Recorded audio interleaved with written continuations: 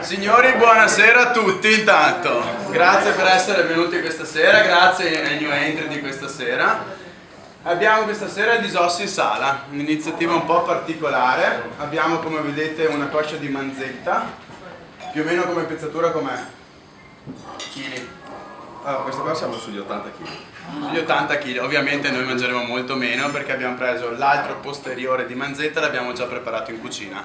Così mano a mano che verranno sezionati i vari pezzi di manzo, noi ve li faremo vedere direttamente sul piatto.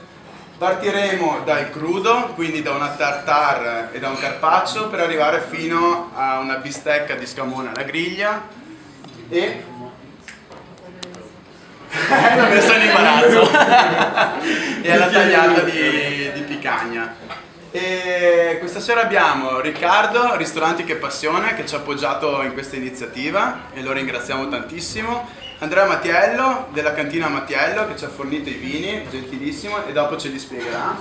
L'alimentarista dell'allevamento, che purtroppo è bloccato nel traffico e arriverà tra 10 minuti. E Giulia, che è la socia di Daniele, e poi ci siamo io e Daniela che siamo partiti con questa iniziativa. Un grazie a tutti voi che siete presenti e niente, lo lasciamo iniziare a segare l'osso e partiamo con servirvi il primo vino che adesso vi spiegheremo.